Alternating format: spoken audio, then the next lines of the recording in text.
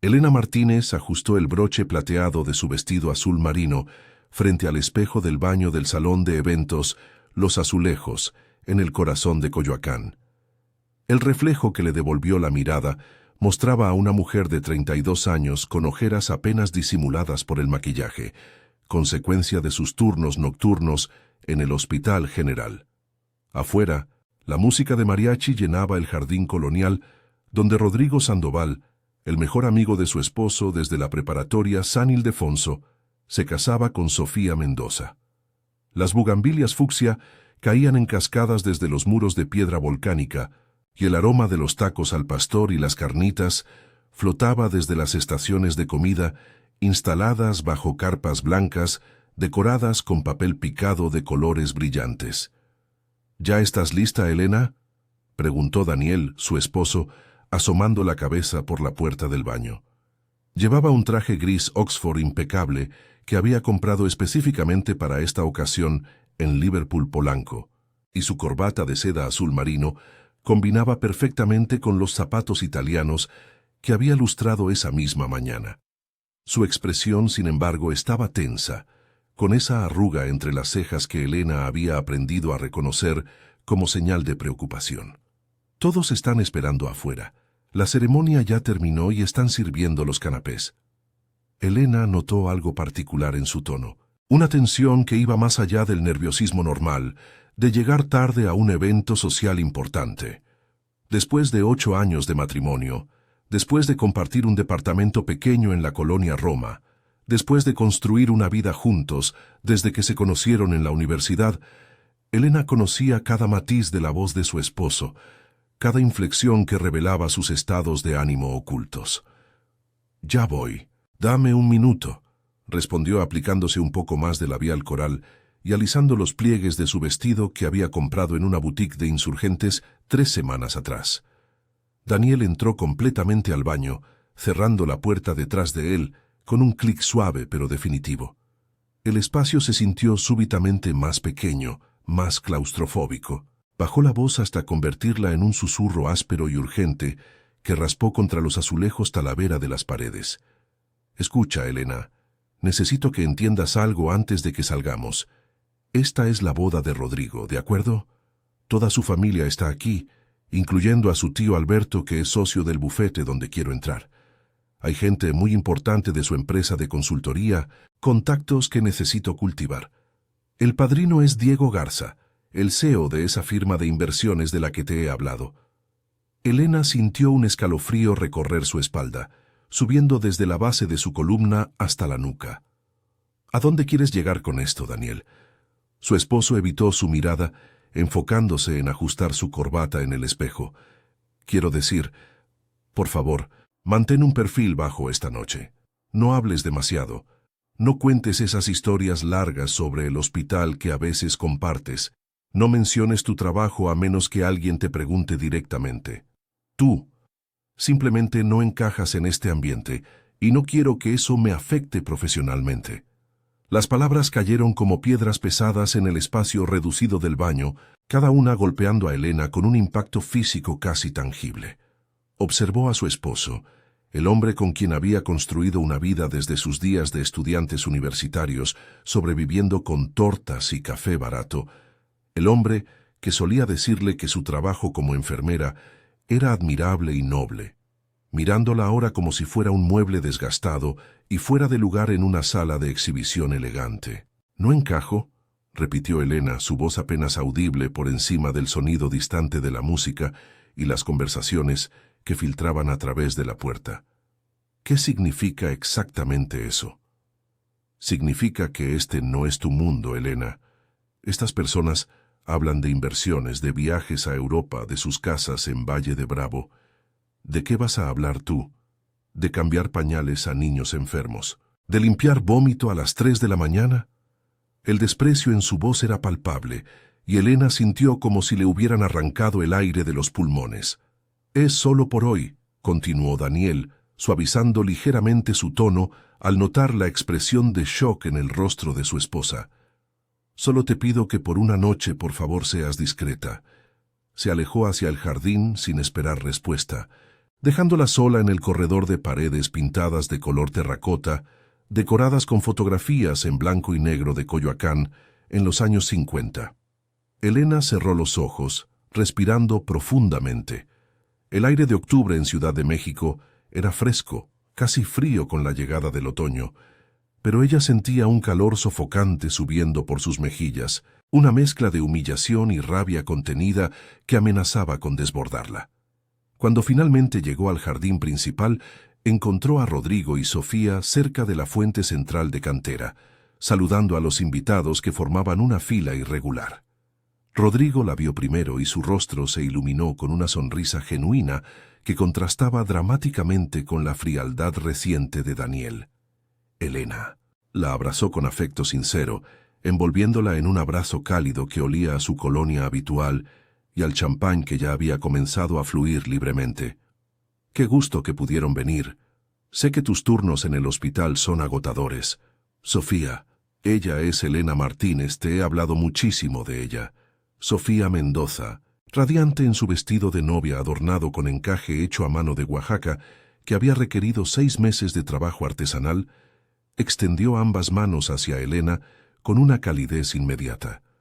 «Por fin te conozco en persona.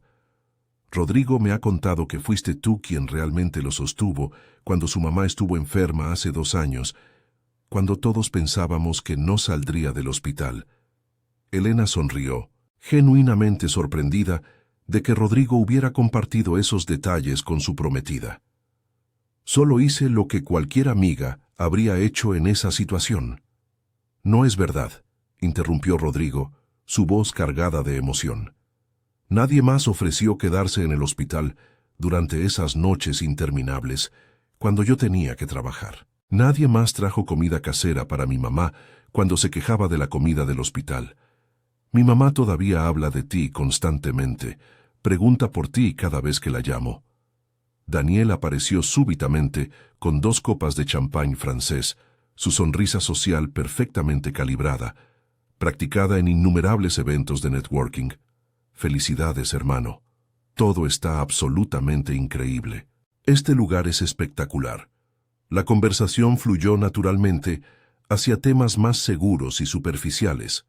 El menú preparado por el chef reconocido que habían contratado, la banda de música en vivo que tocaría más tarde, los arreglos florales elaborados que habían costado una pequeña fortuna. Elena sintió la mano de Daniel apretando su codo cada vez que abría la boca para contribuir a la conversación, un recordatorio físico y silencioso de su advertencia anterior en el baño. Capítulo 2. La mesa de los invisibles. La cena transcurrió en medio de brindis elaborados y risas estruendosas que rebotaban contra las paredes coloniales del jardín. Elena permanecía callada en su asiento, respondiendo con monosílabos educados cuando alguien ocasionalmente le dirigía la palabra, sintiendo cada vez más como un fantasma sentado entre personas de carne y hueso. Observaba a Daniel brillar en su elemento natural, contando anécdotas cuidadosamente seleccionadas de sus días en la universidad, haciendo reír a todos en la mesa con su ingenio afilado y su carisma ensayado. La mesa asignada incluía a varios socios del bufete de abogados, donde Daniel trabajaba actualmente, y aspiraba a convertirse en socio junior. El licenciado Héctor Villalobos y su esposa Patricia, una mujer de cabello rubio, platinado, que llevaba un collar de perlas que probablemente costaba más que el salario anual de Elena. Los Fernández, una pareja mayor que había hecho fortuna en bienes raíces y que hablaban sin parar de su próximo viaje a la Toscana. Y Mariana Ochoa, una abogada joven y ambiciosa que miraba a Daniel con una admiración que rozaba lo inapropiado. Fue durante el postre, un elaborado pastel de 3 leches decorado con flores comestibles bañadas en oro y frutas frescas traídas especialmente de Veracruz, cuando Carmela Sandoval, la madre de Rodrigo, se acercó cojeando a su mesa, apoyándose en un elegante bastón de madera tallada. A sus 73 años, después de su batalla contra el cáncer de colon que casi la mata 2 años atrás, todavía mantenía una presencia digna y una mirada viva llena de inteligencia y calidez. Elena, querida hija, dijo doña Carmela, sentándose con cuidado en la silla vacía que había quedado junto a ella. ¿Cómo has estado? Hace meses que no nos vemos. Muy bien, señora Carmela. Me da muchísimo gusto verla tan recuperada y con tan buena salud, respondió Elena, sintiendo una calidez genuina al ver a la anciana. Gracias a Dios y gracias a ti, mi niña.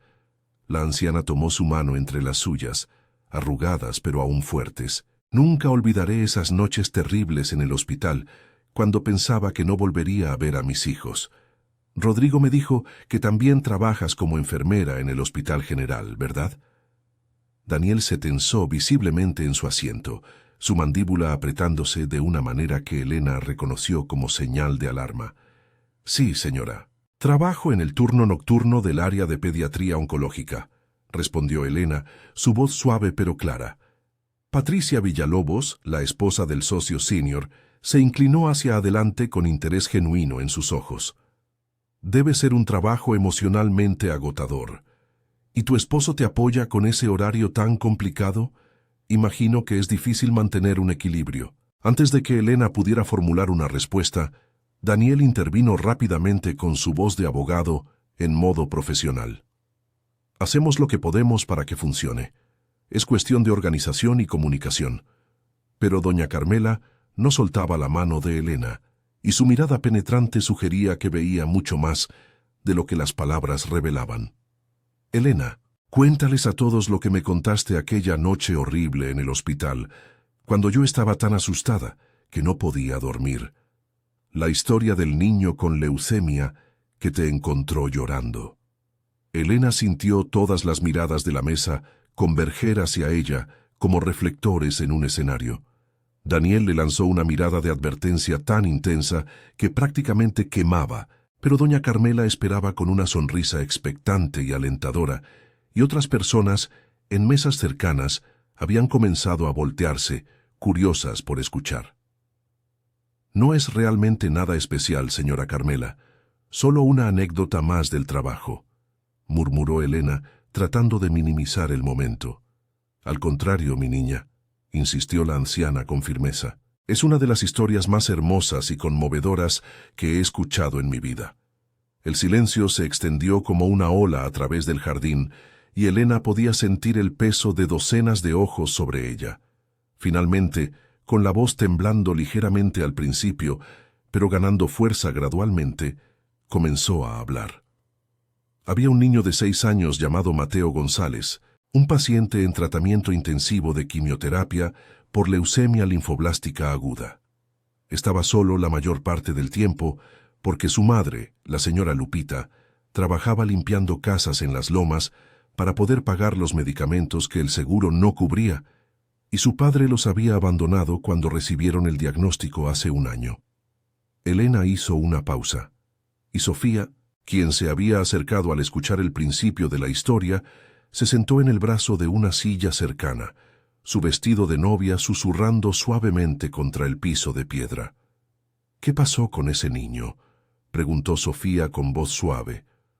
«Una noche particularmente difícil, después de perder a una paciente de 4 años por complicaciones de un tumor cerebral, me encontré llorando en la pequeña sala de descanso del piso de pediatría. Pensé que estaba sola, que nadie me vería desmoronarme, pero Mateo, que debería haber estado en su habitación durmiendo, apareció en la puerta con su bata de hospital demasiado grande y su gorra de superhéroes cubriendo su cabeza sin cabello. Las personas en las mesas cercanas habían dejado de conversar completamente, volteándose en sus sillas para escuchar mejor, creando un círculo de atención que se expandía gradualmente. Mateo se sentó junto a mí en ese sofá viejo de vinil verde que hay en la sala de descanso y me preguntó con su voz pequeña si estaba triste. Le dije que sí, que había sido una noche muy difícil. Entonces, con esa sabiduría inexplicable que a veces tienen los niños que han enfrentado cosas terribles, me contó que él también estaba triste muchas veces, especialmente cuando su mamá no podía venir a visitarlo porque tenía que trabajar doble turno, pero que había descubierto un secreto importante. «¿Qué secreto?», preguntó alguien desde otra mesa, completamente absorto. Elena sintió su voz quebrarse ligeramente, pero continuó. Me dijo que cuando se sentía muy triste y muy solo en su habitación del hospital, cerraba los ojos e imaginaba que era un superhéroe que podía volar sobre toda la Ciudad de México. Me describió cómo volaba tan alto que podía ver el Zócalo, el Ángel de la Independencia, el Estadio Azteca, Chapultepec. Decía que desde arriba todos sus problemas se veían pequeñitos, como hormiguitas caminando en el suelo. Entonces me tomó de la mano con sus dedos delgados por la quimioterapia y me dijo, «Enfermera Elena, ¿quiere volar conmigo? A mí siempre me ayuda cuando me siento mal». Elena tuvo que pausar para controlar su voz. Nos quedamos ahí sentados en esa sala fría del hospital que olía a desinfectante, con nuestros ojos cerrados tomados de la mano, imaginando que volábamos juntos sobre la ciudad. Mateo me iba describiendo todo lo que veíamos. Las luces de Reforma parpadeando como estrellas caídas, los volcanes Popocatépetl e Iztaccíhuatl en la distancia cubiertos de nieve, las familias cenando en sus casas con las ventanas iluminadas. Cuando finalmente abrimos los ojos después de lo que parecieron horas, pero probablemente fueron solo 10 minutos, ambos nos sentíamos genuinamente mejor, más ligeros de alguna manera. Capítulo 3. El quiebre del silencio. El jardín colonial de los Azulejos había quedado en un silencio absoluto y reverente. Incluso la banda de mariachi que había estado tocando suavemente en el fondo había dejado sus instrumentos para escuchar. Doña Carmela tenía lágrimas rodando libremente por sus mejillas arrugadas, y Patricia Villalobos se limpiaba discretamente los ojos con una servilleta de lino bordada. «¿Y qué pasó finalmente con ese niño, con Mateo?», preguntó Mariana Ochoa, la abogada joven, con voz temblorosa. «Mateo entró en remisión completa hace exactamente 3 meses y medio», respondió Elena, con una sonrisa genuina que iluminó completamente su rostro. Su madre, la señora Lupita, me envió una fotografía por WhatsApp de él en su primer día de regreso a la escuela primaria Benito Juárez. Llevaba su mochila nueva de Spider-Man y una sonrisa enorme. Todavía dibuja superhéroes en sus cuadernos y me manda fotos de sus dibujos cada semana. Dice que cuando sea grande quiere ser médico para ayudar a otros niños como los doctores y enfermeras lo ayudaron a él. Un aplauso espontáneo y emotivo comenzó en la mesa de doña Carmela y se extendió rápidamente por todo el jardín como una ola. Personas que Elena ni siquiera conocía se ponían de pie para aplaudir, algunas limpiándose lágrimas, otras sonriendo con esa expresión conmovida que surge cuando una historia toca algo profundo y universal en el corazón humano. Rodrigo Sandoval se abrió paso entre las mesas, aún con su traje de novio impecable, y abrazó a Elena con fuerza. «Esto es exactamente lo que he estado tratando de explicarle a Daniel durante años», dijo, lo suficientemente alto para que varias personas cercanas escucharan claramente. Elena no solo literalmente salvó la vida de mi madre con sus cuidados excepcionales durante esas semanas terribles en el hospital. Me salvó a mí también. Yo estaba completamente destruido emocionalmente, sin saber cómo manejar la situación, trabajando durante el día y corriendo al hospital cada noche sin dormir, y ella simplemente apareció como un ángel. Cada noche traía comida casera que preparaba después de sus propios turnos agotadores. Se quedaba despierta conversando con mi mamá para que yo pudiera dormir aunque fuera unas horas en la silla incómoda de la sala de espera. Sofía se acercó y tomó ambas manos de Elena entre las suyas. «Por favor, cuéntanos más historias sobre tu trabajo. ¿Cómo es realmente trabajar en el área de pediatría oncológica? Debe requerir una fuerza emocional extraordinaria».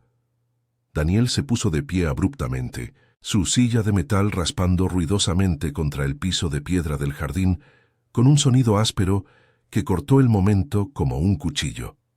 «Elena necesita tomar un poco de aire fresco», anunció con voz tensa y controlada, tomándola firmemente del brazo con más fuerza de la necesaria. «Ha sido un día largo y está cansada de su turno de anoche. Pero Elena, por primera vez en años, por primera vez desde que Daniel había comenzado a hacerla sentir pequeña e insignificante, no se movió cuando él jaló de su brazo. Se quedó firmemente sentada, mirando fijamente hacia adelante. «Estoy perfectamente bien aquí, Daniel», dijo con voz tranquila pero con un matiz de acero que él no había escuchado antes. «Elena». La voz de Daniel era una advertencia clara, cargada de amenaza implícita. «Vamos». «¿Por qué no quieres que hable, Daniel?», preguntó ella de repente, volteándose para mirarlo directamente a los ojos por primera vez en la noche. Las palabras salieron antes de que pudiera detenerlas, liberadas por algo que se había roto dentro de ella. «¿Te avergüenza que sea enfermera? ¿Te avergüenza mi trabajo? ¿Te avergüenzo yo como persona?». El jardín entero volvió a quedarse en silencio, pero era un silencio completamente diferente al anterior. Era incómodo, tenso, expectante, lleno de corrientes subterráneas de conflicto no resuelto. Daniel forzó una risa artificial que sonó hueca y falsa en el aire nocturno. «No seas ridícula, Elena. Estás malinterpretando todo. Solo pensé que querrías un descanso de hablar constantemente sobre el trabajo. Es agotador». «Nunca hablo del trabajo», respondió Elena, y su voz comenzó a ganar volumen y fuerza con cada palabra. «Nunca hablo de absolutamente nada cuando estamos con tus amigos, con tus colegas, con tu gente importante.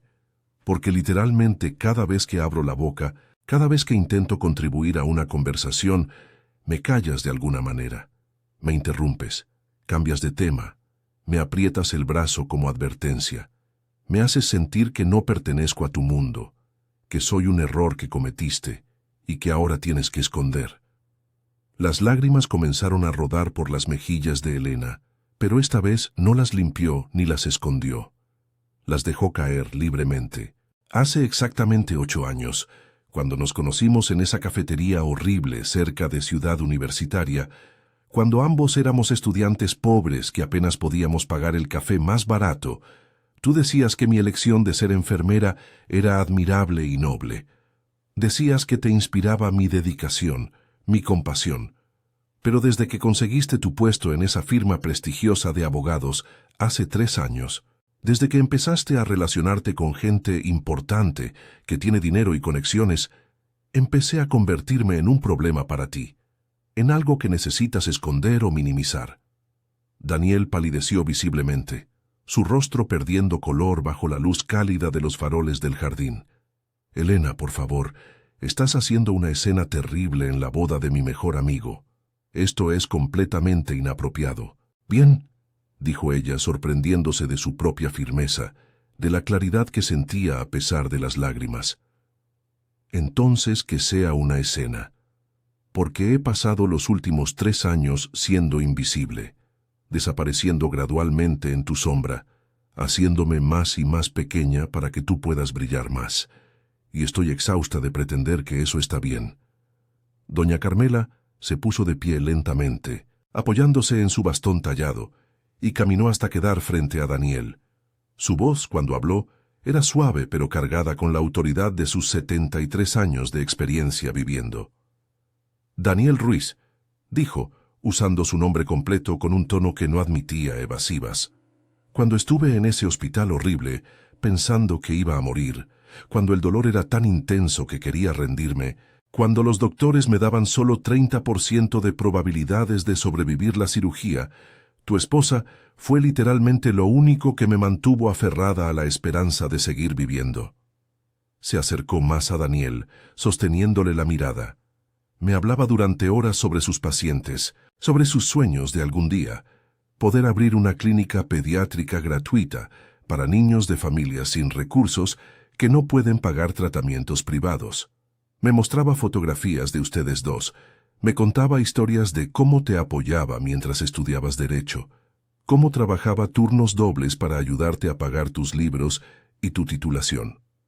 Me describía lo orgullosa que estaba de ti, de tus logros, de tu dedicación. Doña Carmela hizo una pausa significativa. Tu esposa, Daniel, es una persona extraordinaria, es brillante, compasiva, dedicada, valiente, salva vidas literalmente todos los días, da esperanza a familias que están pasando por los momentos más oscuros de sus existencias. Y si tú no puedes ver eso, si no puedes valorarlo y celebrarlo en lugar de esconderlo, entonces el problema fundamental no es ella, El problema eres tú. Capítulo 4. El vuelo hacia la libertad. La fiesta continuó gradualmente a su alrededor, pero Elena se alejó caminando lentamente hacia el borde más alejado del jardín, donde las luces decorativas de papel picado se mecían suavemente con la brisa nocturna de octubre que traía el olor de las flores de cempasúchil de los altares cercanos. Podía escuchar las conversaciones reanudándose detrás de ella, más apagadas ahora, mezcladas con el sonido de la fuente de cantera y el murmullo distante del tráfico en las calles empedradas de Coyoacán. Se sentó en el antiguo muro de piedra volcánica que rodeaba el jardín, sintiendo la textura áspera de la roca centenaria bajo sus manos. Las luces de la ciudad parpadeaban en la distancia como las estrellas que Mateo había descrito en su vuelo imaginario. Sofía apareció a su lado varios minutos después, habiendo cambiado su elaborado vestido de novia por un vestido más sencillo y cómodo de color marfil, perfecto para bailar y moverse libremente durante el resto de la celebración. «¿Estás bien, Elena?», preguntó con genuina preocupación en su voz. Elena asintió, limpiando las últimas lágrimas de sus mejillas con el dorso de su mano. «Siento muchísimo haber arruinado tu boda con ese drama horrible. Este debería ser el día más feliz de tu vida, y yo lo convertí en un espectáculo. No arruinaste absolutamente nada». Sofía se sentó en el muro junto a ella, sus zapatos de novia colgando a unos centímetros del suelo. «De hecho, honestamente creo que hiciste que esta boda fuera memorable por todas las razones correctas. La gente recordará la historia de Mateo, recordará tu valentía al hablar, mucho después de que olviden el menú o la decoración». Se quedaron sentadas en silencio cómodo durante varios minutos, observando las luces de Coyoacán parpadeando en la distancia, escuchando el sonido de la música que había comenzado nuevamente. «Rodrigo me ha contado muchísimo sobre ti durante estos 2 años que hemos estado juntos», dijo Sofía finalmente, con voz pensativa. «Me contó que cuando él decidió dejar su trabajo corporativo bien pagado, pero miserable para arriesgarse, abriendo su propia empresa de consultoría hace 4 años, cuando todos, incluyendo su familia, pensaban que estaba cometiendo un error terrible, tú fuiste la única persona que lo animó sin reservas. Le dijiste que la vida era demasiado corta y preciosa para vivirla cumpliendo las expectativas de otras personas, que tenía que seguir su propio camino, aunque diera miedo». Elena sonrió débilmente, recordando esas conversaciones en la cafetería cerca de su departamento. No recordaba haber dicho exactamente eso, pero supongo que tiene sentido. «Tal vez es momento de que sigas tu propio consejo», dijo Sofía suavemente tomando su mano. «Tal vez es momento de que vueles, como ese niño Mateo te enseñó». Daniel apareció en el camino empedrado que llevaba hacia el muro, caminando lentamente y con cuidado, como si se acercara a un animal asustado que podría huir en cualquier momento. Su traje estaba arrugado ahora, su corbata aflojada, y había una vulnerabilidad cruda en su expresión que Elena no había visto en años. «¿Puedo hablar contigo a solas?», preguntó, su voz desprovista de toda la autoridad y control de antes, sonando casi como un niño asustado. Sofía apretó la mano de Elena una última vez con solidaridad silenciosa, y se retiró discretamente hacia el jardín principal, dejándolos solos bajo las estrellas, apenas visibles en el cielo contaminado de la ciudad. Daniel se sentó en el muro donde había estado Sofía, manteniendo una distancia cautelosa y respetuosa de aproximadamente medio metro entre ellos. «Tienes completamente razón», dijo simplemente, sin preámbulos ni excusas, «en absolutamente todo lo que dijiste». Elena esperó en silencio, dejando que el peso del silencio lo obligara a continuar, a llenar el espacio con explicaciones que llevaban años esperando ser dichas. «Cuando empecé en la firma de abogados hace 3 años, me sentí completamente intimidado y fuera de lugar desde el primer día», comenzó Daniel mirando sus manos en lugar de a Elena. «Todos mis colegas venían de familias adineradas y bien conectadas. Habían estudiado en escuelas privadas caras desde el kinder, veraneaban en Europa, hablaban de sus casas en Valle de Bravo o en Cuernavaca como si no fuera nada especial. Yo era el único chico de beca de la UNAM, el único que había crecido en Nezahualcóyotl, compartiendo una casa pequeña con mis padres y 4 hermanos. Hizo una pausa larga, luchando visiblemente con las palabras. Y tú, Elena, tú eras enfermera en un hospital público, y eso me recordaba constantemente de dónde veníamos realmente, de nuestros orígenes humildes. Pensé, de manera completamente equivocada y cobarde, que si te hacía menos visible, si minimizaba tu trabajo y tus logros, si te mantenía callada en eventos sociales, entonces nadie me cuestionaría. Nadie vería que yo tampoco encajaba realmente en ese mundo de privilegio. Pensé que podría fingir, pertenecer, si eliminaba todas las evidencias de mi vida real. Las lágrimas comenzaban a rodar por el rostro de Daniel ahora, brillando bajo la luz de los faroles del jardín. Pero lo único que realmente logré fue perderte gradualmente. Perdí a la persona que me hacía querer ser mejor, que me inspiraba con su bondad genuina, que me recordaba por qué había querido ser abogado en primer lugar, para ayudar a gente que realmente lo necesitaba. Me convertí en exactamente el tipo de persona que solíamos criticar juntos cuando éramos estudiantes idealistas. Se volvió finalmente para mirarla directamente a los ojos.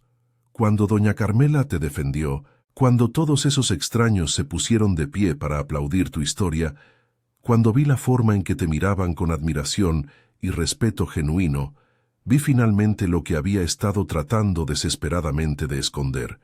Vi quién eres realmente, la persona extraordinaria que siempre has sido, y me di cuenta de que he sido un cobarde miserable durante años. Elena sintió algo aflojarse y romperse finalmente en su pecho, una tensión que había cargado durante tanto tiempo que había olvidado cómo se sentía vivir sin ese peso constante oprimiéndole el corazón. «No sé si puedo volver a confiar en ti, Daniel», dijo ella con honestidad brutal. «No sé si puedo simplemente olvidar cómo me hiciste sentir durante estos últimos 3 años. Invisible, sé insignificante, como un error que cometiste y que ahora tienes que esconder de la vista». «Lo sé perfectamente», asintió Daniel, aceptando el juicio. «Y no espero que lo olvides inmediatamente ni que me perdones mágicamente. No merezco ese perdón todavía, pero quiero intentarlo de verdad. Quiero volver a ser el hombre que admiraba tu trabajo sin reservas, que se sentía genuinamente orgulloso de presentarte, que valoraba tu opinión por encima de todo». Rodrigo apareció súbitamente en el camino, acompañado de un grupo considerable de invitados que habían estado bebiendo champán y claramente estaban de excelente humor. «Elena», llamó con entusiasmo, «necesitamos desesperadamente que nos cuentes más historias del hospital. Hay al menos 20 o 30 personas que quieren escuchar más sobre tus pacientes, sobre tu trabajo diario». Elena miró a Daniel, buscando en su expresión alguna señal de la antigua desaprobación, del viejo resentimiento. Pero lo que encontró fue algo diferente. Él asintió y una sonrisa triste pero genuina apareció en su rostro. «Ve», dijo simplemente. «Este es tu momento de brillar, de ser vista y escuchada, como siempre debió ser desde el principio, como nunca debí impedir». Elena se puso de pie lentamente, alisando los pliegues de su vestido azul marino. Antes de alejarse hacia el grupo esperando, se volvió una última vez hacia su esposo. «Mateo me enseñó algo más ese día difícil en el hospital, algo que no mencioné en mi historia», dijo ella. «Me explicó que los superhéroes de verdad no vuelan para escapar de sus problemas o de la realidad. Vuelan alto para poder ver las cosas con claridad absoluta, para entender exactamente dónde se necesitan, dónde pueden hacer la mayor diferencia. Vuelan para tener perspectiva». Caminó de regreso al jardín principal, donde un semicírculo de personas la esperaba con expresiones curiosas, amables e interesadas. Al comenzar a hablar nuevamente, compartiendo más historias de sus pacientes, de las noches difíciles transformadas en pequeños milagros, de las familias devastadas que encontraban esperanza, sintió algo que no había experimentado en muchísimo tiempo. Sintió que volaba. La música del mariachi llenó nuevamente el aire nocturno de Coyoacán, mezclándose armoniosamente con las risas auténticas y las conversaciones animadas. Y por primera vez en 3 largos años, Elena no fue invisible ni insignificante. Fue vista claramente, escuchada atentamente, valorada genuinamente por exactamente quién era. Daniel observó desde la distancia del muro de piedra, sabiendo con certeza absoluta que tenía un camino largo y difícil por recorrer para recuperar lo que había dañado tan profundamente. Pero al ver a su esposa rodeada de personas que la admiraban genuinamente, escuchando sus historias con atención fascinada, comprendió algo fundamental que había estado negando durante años. Elena nunca había sido quien no encajaba en ningún lugar. Había sido él quien había estado viviendo en el lugar completamente equivocado todo este tiempo, persiguiendo una versión falsa de éxito que requería sacrificar lo más valioso que tenía.